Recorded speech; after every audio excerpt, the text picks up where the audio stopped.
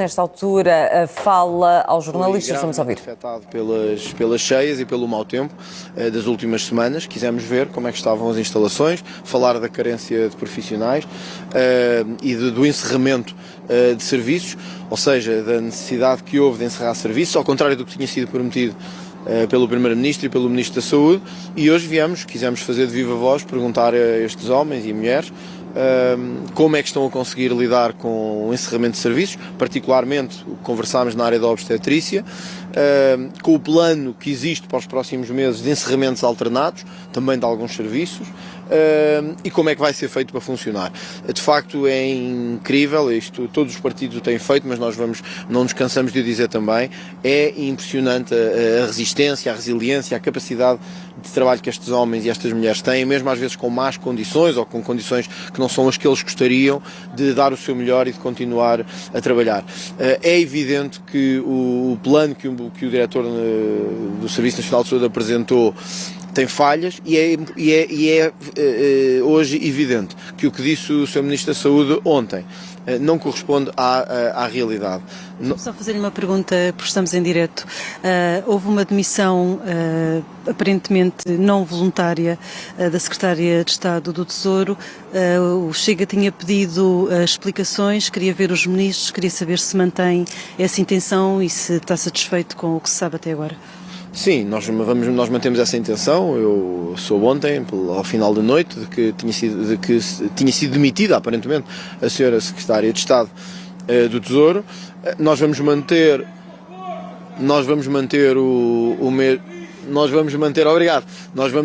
o mesmo pedido, porque entendemos que há coisas que ainda não foram explicadas e há elementos que ainda não foram explicados. Eu queria deixar aqui, já que estamos a falar nesse assunto, à margem da visita aqui ao Hospital Francisco Xavier, este ponto. Não é claro para ninguém ainda se a senhora Secretária de Estado se demitiu ou se foi demitida. E é impressionante que o Ministro das Infraestruturas ainda não tenha vindo dizer nada sobre esta matéria. A comunicação que foi feita à CMVM dá conta de uma renúncia voluntária, de quem tem outro desafio profissional. A informação que tivemos da TAP é de que houve iniciativa da TAP nessa demissão.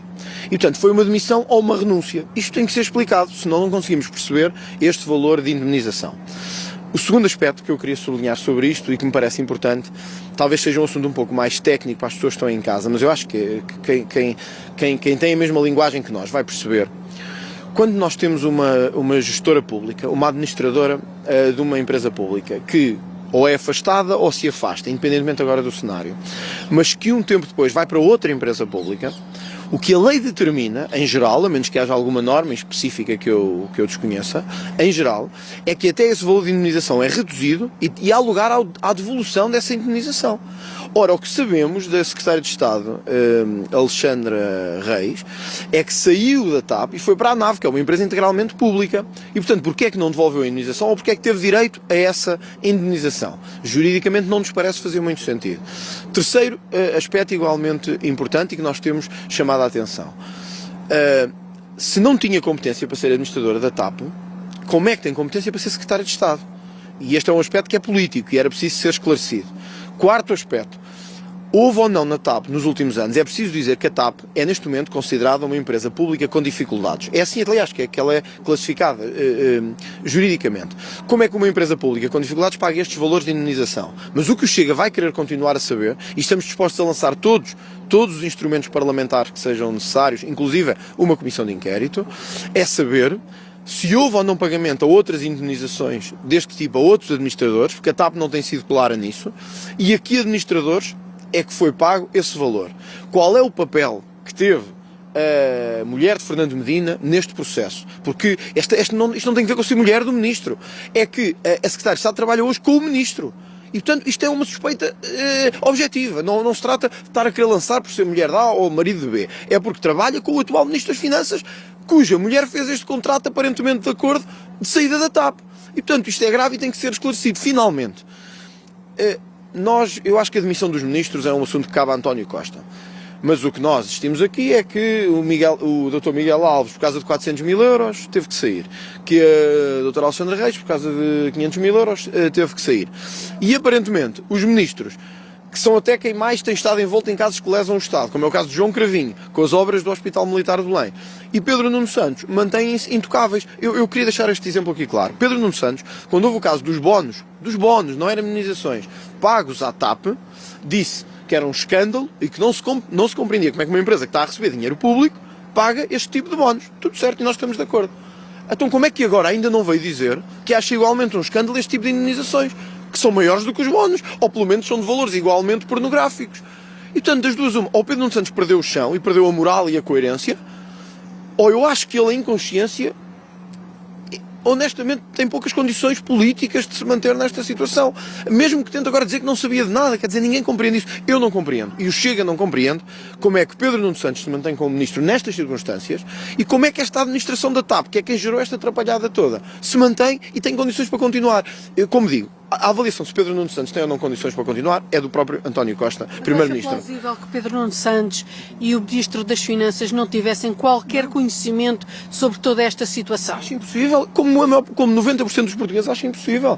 E isto é sinal que está a haver alguma espécie de encobrimento.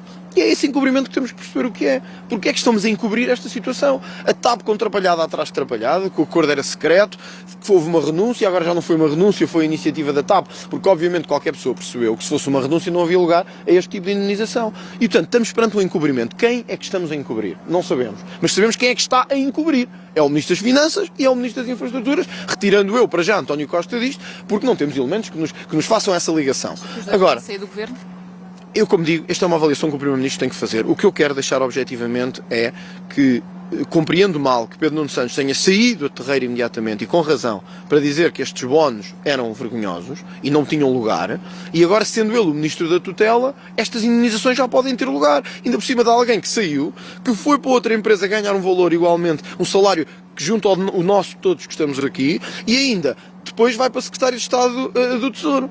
E, portanto, eu compreendo mal isto. E acho que Pedro Nuno Santos ele pode tentar fugir de vocês e de nós o resto do dia e o resto da semana. Mas, quer dizer, ele pode fugir, mas não pode fugir para sempre. Vai ter que dar alguma explicação a algum momento. Agora, para nós uma coisa é certa. Vamos manter as chamadas ao Parlamento todas que temos, inclusive a da CEO da TAP.